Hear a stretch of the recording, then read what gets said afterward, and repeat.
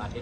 मग प्रश्न हे उपस्थित होतं की सुप्रीम कोर्टचं एक जजमेंट आहे, त्या जजमेंट प्रमाणे कोणी इंडिव्हिज्युअल आपल्यापैकी कोणीही असू द्या, त्यांनी पोलीस स्टेशनमध्ये जाऊन काही तक्रार दिलं की हे FIR मला रजिस्टर करायचं आहे, तर Lalita Kumari versus supreme government of India याच्यामध्ये सुप्रीम कोर्टाने हे आदेश दिलेले आहे की 7 दिवसाच्या आत पोलीस डिपार्टमेंटनी ते FIR रजिस्टर करायला पाहिजे।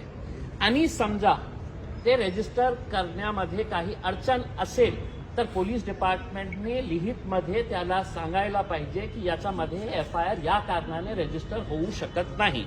पोलीस डिपार्टमेंट फक्त पोलीस स्टेशनमध्ये आपली तक्रार अर्ज घेऊन त्याच्यावर बसू शकत नाही, त्यांना काहीतरी कारवाई करावंच लागत आहे। आता आम्ही जेव्हा त्यांना हे सगळं समजावून सांगितलं की तुम्ही जोपर्यंत FIR रजिस्टर करणार नाही तोपर्यंत त्याच्या MPID मध्ये त्याचा केस रजिस्टर होणार नाही, MPID मध्ये त्याची जे प्रॉपर्टीज आहे ते प्रॉपर्टीज ते प्रोसेस होणार नाही। मग हे चैनसुख संचेती आणि त्यांच्या डायरेक्टर्सला वेगळा कानून का? मग सुभाष जांभळलाही सोडा, मानकापेलाही सोडा, सगळ्यांच्या विरोधात सेम प्रकारचे FIR रजिस्टर सेम प्रकारचं। तसाही पैसे कशा बुडवले होते, कशा पैसे खाल्ले होते आणि कशा पैसे डायव्हर्ट केले होते सगळं। मग सुभाष जांभळला वेगळा कायदा, आदर्शच्या मानकापेसाठी वेगळा कायदा, आणि हे फक्त सत्तेमध्ये आहे, ते सत्तेचे आमदार आहे म्हणून पोलिसांवर दबाव आहे हे मलाही माहित आहे आणि पोलिसांनाही माहित आहे। याच्यामध्ये काहीही हे नाही आहे की कशा प्रकारचा दबाव पोलीस डिपार्टमेंटवर आहे, ते सगळं माहित आहे आणि मी बोलूनही दाखवलं की मला माहित आहे। आता तुम्ही हे सांगत असेल की आम्ही जाऊन तिथे RBI मध्ये जा, कोणत्या सामान्य माणसाला RBI प्रवेश देणार आहात? तुम्ही आम्हाला हे सांगत आहे की बुलढाणामध्ये FIR रजिस्टर झालेली आहे, तुम्ही बुलढाणामध्ये जाऊन या लोकांना खाण्यापिण्याचे वांदे लागलेले आहे, किती वेळा ते बुलढाणामध्ये जाऊन चक्रा मारणार? आणि अनेक असे प्रकरण आहे की देशामध्ये वेगवेगळ्या ठिकाणी FIR रजिस्टर होतात अगर फायनान्शियल फ्रॉड झालेला असेल, मग ते निर्णय घेतात की इतके 100 FIRs वेगवेगळ्या शहरामध्ये रजिस्टर झालेले आहे, केस क्राईम एकच आहे, तर ते क्लब करता येईल। आम्ही विनंती केली पोलीस कमिशनर साहेबांना की तुम्ही FIR रजिस्टर करा आणि पाठवून द्या बुलढाणाला, आम्ही बुलढाणाला जाऊन आम्ही त्याचा पाठपुरावा करतो। मग जेव्हा FIRच रजिस्टर होत नाही, मग तुम्ही समजून घ्या की कशा प्रकारचा प्रेशर पोलीस डिपार्टमेंटवर आहे। मग आपल्या हातात काय आहे?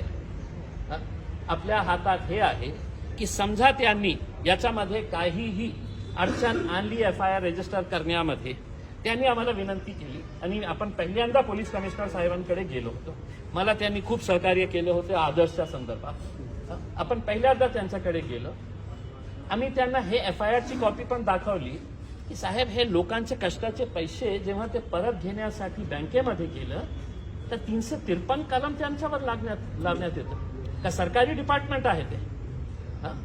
सरकारी डिपार्टमेंट आहे का? प्रायव्हेट बँक आहे? कंप्लेन करायला पाहिजे होती तर पोलीस डिपार्टमेंट जे सरकारी कर्मचारी आहे की इथे त्यांनी गोंधळ घातलेले आहे, पण सरकारी ऑफिस नसताना सिटीच्या पोलिसांनी कोणत्या आधारावर 353 दाखल केलेले आहेत? म्हणजे याचा अर्थ हे आहे की तुम्ही कसल्याही प्रकारचं आंदोलन करू नका, कसल्याही प्रकारचा विरोध करू नका, नाहीतर तुमच्यावर असा केसेस लादणार आहे।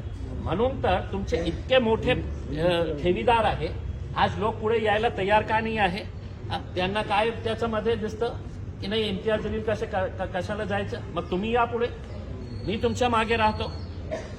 दुसरे जे लोक आहे, लोकप्रतिनिधी आपल्या सगळ्यामध्ये किती आहे, त्या सगळ्यांना हे लोक दिसत नाही आहेत की एकदा त्यांच्या बाबतीत तुम्ही या, मी तुमच्या मागे राहतो। पण हेही नाही करायचं कारण तुमचा फक्त सत्ताधारी खूप मोठा पैसेवाला माणूस आहे ते चैनसुख संचेती, मग पैसे देणार नाही असेल तर आम्ही पोलीस कमिशनरांना सांगितलं की साहेब ठीक आहे, आम्ही पहिल्यांदा तुमच्याकडे आले। मग त्यांनी आम्हाला हे सांगितलं की मला थोडासा टाइम द्या, मी स्वतः माझा लेटर हेडवर बुलढाणामध्ये जे त्यांचे ऍडमिनिस्ट्रेटर आहे बँकेला पत्र पाठवतो की यांचे पैसे कोणीतरी सांगितले की ऑक्टोबरमध्ये 50% मिळणार होते. त्यांनी पत्रकार परिषद 1 रुपया मिळालेला नाही आहे. मग पोलीस कमिशनरांना आपण एक 4 दिवसाचा टाइम देऊ की तुम्ही पत्र जे पाठवणार आहे त्याचं प्रत आम्हालाही द्या. त्याचा पाठपुरावा मी स्वतः आणि आपण सगळं एकदा बुलढाण्याला जाऊन येऊ, मलकापूरला बघू किती मोठे मोठे लोक आहेत तिथे. गोरगरिबांपेक्षा कोणीही मोठं नाही आहे. हे देश गोरगरिबांमुळे चालतं. असे तेनसुख संचेती सारखे आणि पोलीस डिपार्टमेंटमध्ये असे लोक खूप कमी आहेत.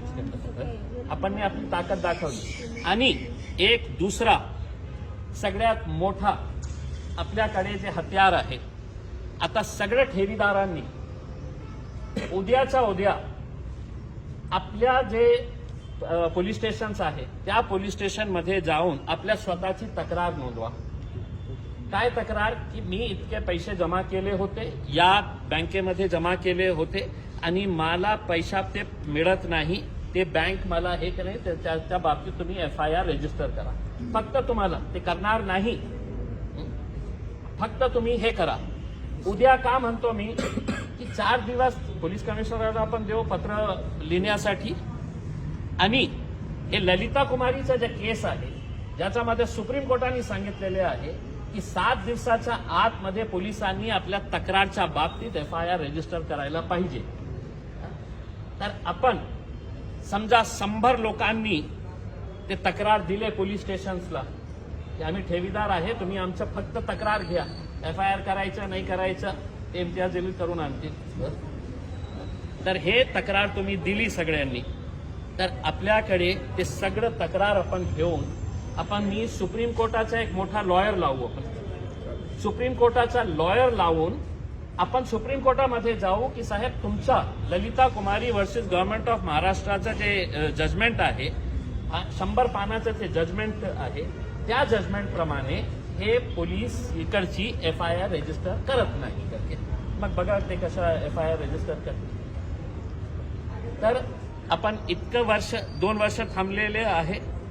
मला असं वाटतं की जितके ठेवीदार आहेत त्यांच्यामध्ये विश्वास निर्माण करा की आपण लढाई आपली सही रीतीने आपण लढलो तर तुमचे पैसे मिळणार आहे.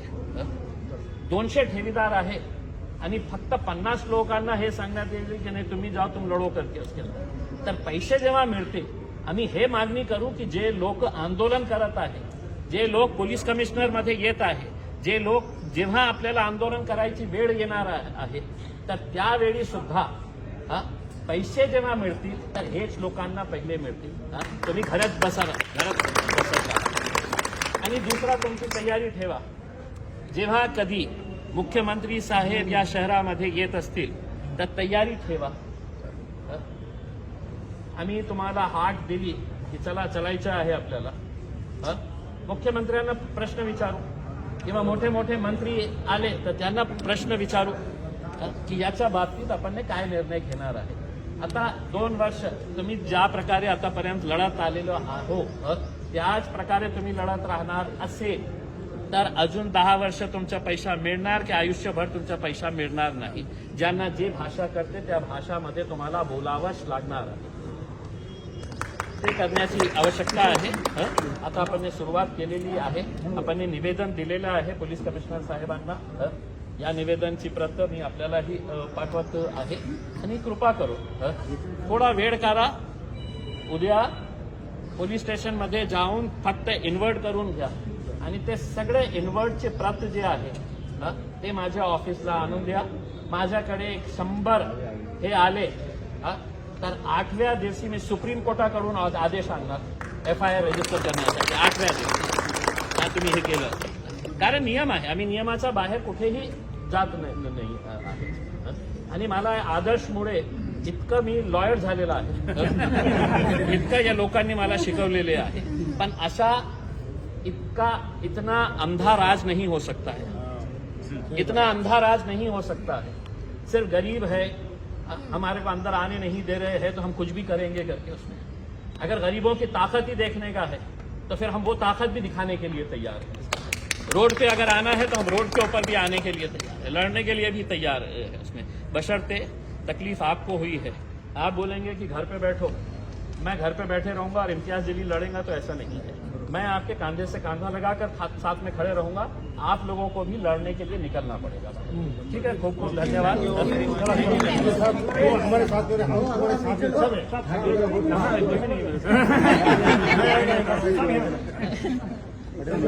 है।